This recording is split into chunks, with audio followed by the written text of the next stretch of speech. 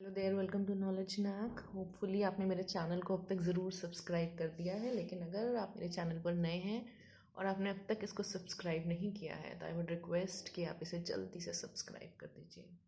तो आज मैं आपको बताऊंगी क्लास 10th का chapter acids, basis and salts का एक important topic, strong and weak acids. So let's start it.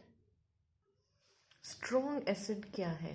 An acid which is completely ionized in water and thus produces a large amount of hydrogen ions is called strong acid. देखिए, for example हमारे पास HCl hydrochloric acid है। जब इसे पानी में add करेंगे तो ये डिसोसिएट हो जाएगी हाइड्रोजन आयंस H+ आयंस और Cl- क्लोराइड आयंस में। ये डिसोसिएशन जो है एकदम कंप्लीट है, इसी वजह से हम कहेंगे कि HCl जो है वो एक स्ट्रॉन्ग एसिड है। देखिए, ये जो सिंगल पॉइंटेड एरो है, ये एरो जो है सिर्फ राइट डायरेक्शन में पॉइंट कर रहा है। इसकी इंडिकेशन या इसका मतलब यही है कि हाइड्रोक्लोरिक एसिड जो है वो कंप्लीटली आयोनाइज हो चुकी है आयंस फॉर्म करने के लिए। तो इस कंप्लीट आयोनाइजेशन की वजह से ही HCl है हमारी स्ट्रॉन्ग एसिड्स। इसके दूसरे एग्जाम्पल्स क्या हैं? Sulphuric acid H2SO4, nitric acid HNO3। यहाँ पर एक चीज़ और ध्यान रखनी है हमें। The word strong here refers to the degree of ionisation and not to the concentration of acid. यहाँ पर स्ट्रॉन्ग का मतलब है कि आयोनाइजेशन की डिग्री कितनी है, कितना आयोनाइजेशन हो रहा है, और इसका मतलब ये बिल्कुल भी नहीं है कि एसिड की कंसंट्रेशन क्या है। अब स्ट्रॉन्ग एसिड्स की प्रॉपर्टीज़ की बात करें तो सबसे पहली property, they react very rapidly with other substances like metals, metal carbonates etc. जो देखिए दूसरे substances हैं, metals हो, metal carbonates हो, metal bicarbonates हो, इन सब के साथ strong acids बहुत rapidly react करते हैं। Secondly, they have a high electrical conductivity. ये बहुत अच्छे इलेक्ट्रोलाइट्स हैं, इलेक्ट्रिसिटी को कंडक्ट करते हैं। अब ये जो दोनों प्रॉपर्टीज़ हैं, इन दोनों प्रॉपर्टीज़ का रीज़न यही है कि इनके अंदर हाइड्रोजन आयंस की कंसंट्रेशन बहुत हाई है। अब वीक एसिड की बात करते हैं। An acid which is partially ionised in water and thus produces a small amount of hydrogen ions.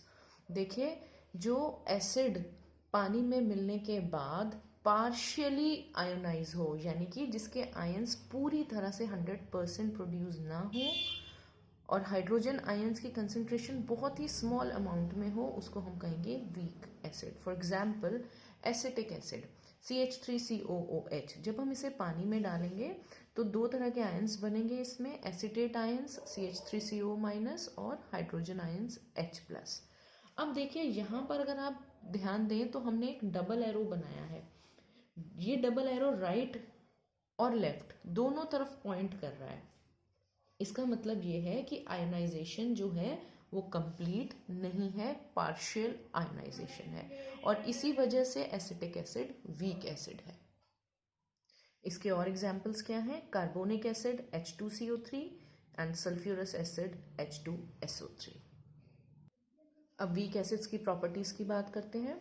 तो फर्स्ट प्रॉपर्टी है they react quite slowly with other substances. देखिए, स्ट्रॉन्ग एसिड्स के एकदम अपोजिट है, वो बहुत जल्दी रिएक्ट करते हैं, तो ये बहुत धीरे धीरे स्लोली रिएक्ट करते हैं। चाहे वो मेटल्स हो या मेटल कार्बोनेट्स, कुछ भी हो, सबके साथ धीरे धीरे रिएक्ट करेंगे। Secondly, they have low electrical conductivity. इनकी इलेक्ट्रिकल कंडक्टिविटी भी बहुत कम है, ये इलेक्ट्रिसिटी बहुत ज़्यादा कंडक्ट नहीं कर सकते, और रीज़न इन दोनों का यही है, they have very small amount of hydrogen ions. तो ये था स्ट्रॉन्ग एसिड्स और वीक एसिड्स का टॉपिक, जो होपफुली आपको अच्छे से समझ में आ गया है। और मैं उम्मीद करती हूँ कि आपके जो भी व्यूज़ हैं मेरे कंटेंट के बारे में, आप उन्हें ज़रूर कमेंट सेक्शन में नीचे लिखकर मुझे बताएंगे। Thank you so very much.